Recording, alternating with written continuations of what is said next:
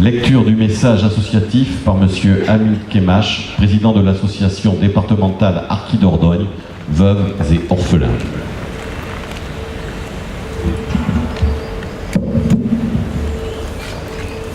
Madame la préfète, Mesdames, Messieurs les élus, Monsieur Michel Delpont, député excusez, Mesdames, Messieurs les représentants des associations, Mesdames, Messieurs les porte-drapeaux, chers amis harkis et leurs familles,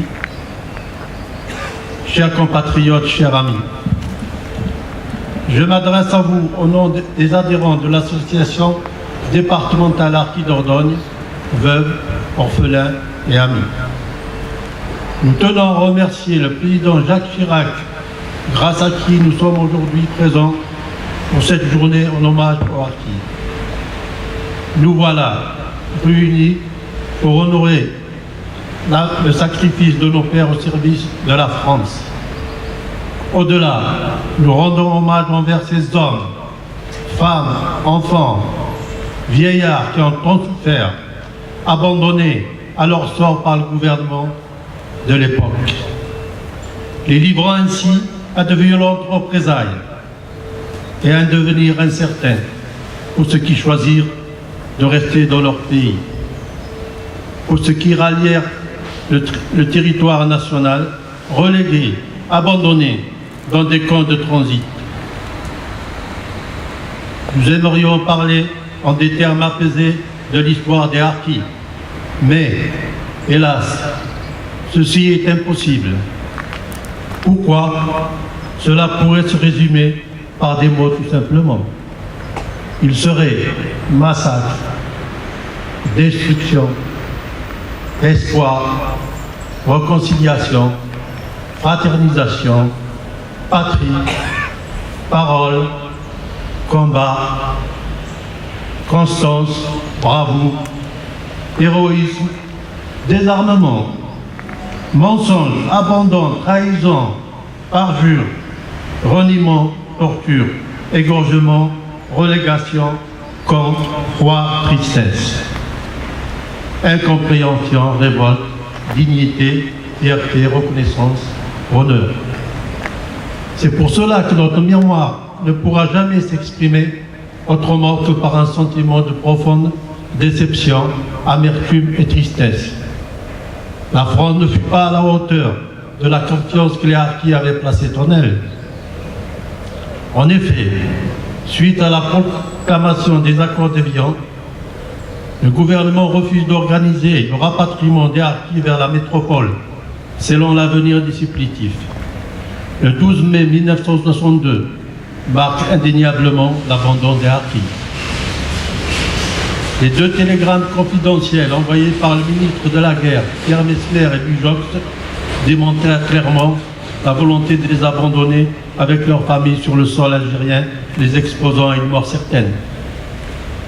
Heureusement, des réseaux d'officiers, sous-officiers de l'armée française transgressèrent ces ordres, indignes du pays des droits de l'homme et des citoyens. Ils ont ainsi pu rapatrier sur le sol métropolitain des dizaines de milliers de ce que l'on appelait les supplétifs, femmes et enfants. Hélas, une fois en France, le calvaire de ceux-ci continuait. Ces populations gênées, et elles furent parquées, isolées, à l'écart de tout, dans 6 camps de transit, dans l'indifférence générale. N'oublions pas le sort de ces familles qui ont vécu dans une intense précarité et dans un état psychologique de totale désillusion. Il a fallu ensuite les révoltes des années 70 que la situation de ces réduits évolue vers leur fermeture totale, qui n'eut lieu qu'en 1976 pour le dernier, à Saint-Maurice-l'Ardoise. Depuis, les descendants continuent le combat en faisant en sorte qu'au final soit votée par la représentation nationale une loi inscrite dans le marbre des institutions françaises. Serait-ce trop demandé au regard du sacrifice consenti par ces hommes d'honneur? Je vous livre une constatation que j'ai faite et que vous pouvez aisément vérifier. Lors de ces émeutes, manifestations, grèves de la faim, les seules couleurs que nous ayons vues flotter étaient le blanc, le bleu, le blanc et le rouge. celle de notre drapeau, le drapeau français, dont nous sommes toujours fiers. Cela fait notre force, mais aussi notre faiblesse. Nous sommes fidèles et avons toute conscience choisi notre destin. Le colonel Abdelaziz Meliani a dit dans son livre « La France honteuse », le drame des Harkis. Les Harkis ont choisi de rester fidèles à la seule patrie qui existait alors, la France. Loyalistes, sans doute, les Harkis ne peuvent en aucun cas être assimilés à des collabos. C'est là une vérité historique tout simple. En ce sens, nous pouvons énoncer un principe fondamental du droit de l'homme qui s'applique hier, aujourd'hui et demain. Tout homme a le libre choix de sa patrie. Ces propos sont tenus dans l'ouvrage d'Ahmed Kebersli, Requiem pour un massacre. Vous nous permettez d'avoir une pensée particulière pour les sinistrés des îles antillaises, et en particulier pour nos filles de Harkis. Vive la République, vive la France.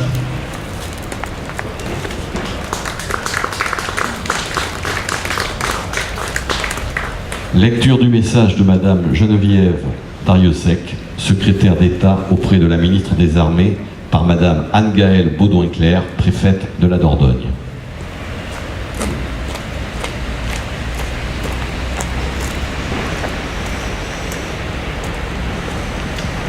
Nous sommes rassemblés aujourd'hui pour rendre l'hommage solennel de la Nation aux membres des formations supplétives qui ont combattu aux côtés de la France pendant la guerre d'Algérie. Ils avaient pour mission d'assurer la sécurité des points stratégiques, de villages ou de zones parfois plus étendues, mais aussi de participer à des opérations militaires aux côtés de l'armée française. Parmi eux, les groupes mobiles de police rurale, les Moghzani, les Harkis, les Assès et les groupes d'autodéfense. Une diversité que l'on a pris l'habitude de rassembler communément sous le nom de Harkis. Une diversité dont le dénominateur commun est la bravoure, l'abnégation et le sacrifice pour la France. Nous rendons hommage à leur engagement pour la France. Leurs sacrifices et leurs souffrances doivent être connus de tous. Le cessez-le-feu se traduisit pour les anciens supplétifs par le déchirement, l'exil, l'abandon et pour certains restés en Algérie, le pire. La France n'accorda pas sa protection aux Harkis qui firent le choix de rester, exposant beaucoup d'entre eux à de violentes représailles. Elle n'a pas su non plus accueillir comme ses enfants ceux qui avaient choisi de rallier le territoire national, les reléguant en grand nombre dans des camps de transit, des hameaux de forestage, puis des cités de transit aux conditions déplorables. Oui, il y a 55 ans, la France a tourné le dos à ceux qui avaient combattu pour elle, ceux qui lui avaient fait confiance, ceux qui l'avaient choisi et ceux qui l'avaient défendu. Notre pays a depuis quelques années, par la voix de ses plus hauts représentants, reconnu la responsabilité des gouvernements d'alors dans la tragédie vécue par les Harkis et leurs familles. La journée nationale du 25 septembre en est la manifestation la plus forte et la plus solennelle. Mais 55 ans après la fin de ce conflit, et malgré l'importance du travail historique réalisé, cette période de notre histoire reste mal connue par certains et douloureuse pour un grand nombre de Français. Il est impératif que la nation renforce le lien de confiance qui doit naturellement exister entre elle et chacun des siens, et notamment avec les Harkis et les enfants de Harkis, qui contribuent à son identité, à son histoire et à sa force. Cela passe notamment par un examen sans concession du passé, jusque dans ses chapitres les plus sombres, et par une transmission objective de l'histoire et de la mémoire. La France doit œuvrer à la réconciliation des mémoires de tous ses enfants, les réunir sans les confondre, les distinguer sans les opposer. Que l'honneur rendu aux Harkis et aux membres des formations supplétives soit toujours à la hauteur de l'engagement et du sacrifice qu'ils ont consenti pour la France.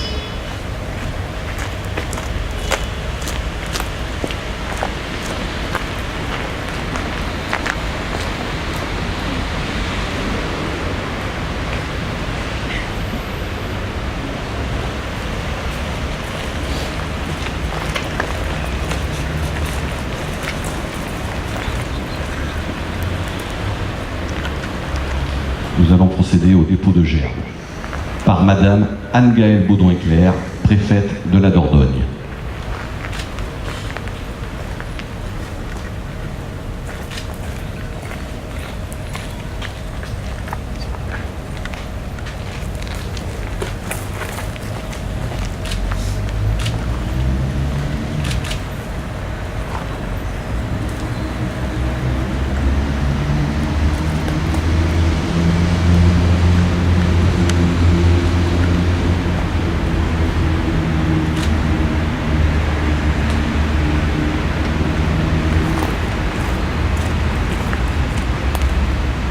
Madame Mireille Borde, représentant Monsieur Germinal Perrault, président du conseil départemental.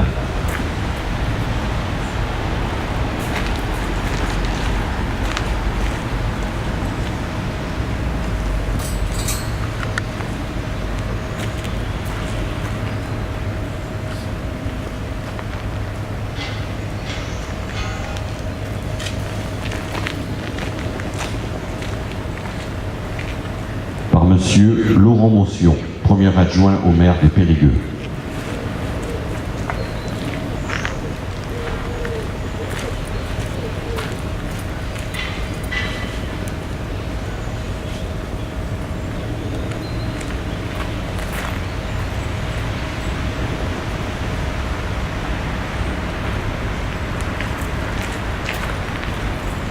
Par Monsieur Hamid Kemache, président de l'association départementale Harkis d'Ordogne, veuve et orphelin, en présence de Monsieur Bockel et Monsieur Hanou.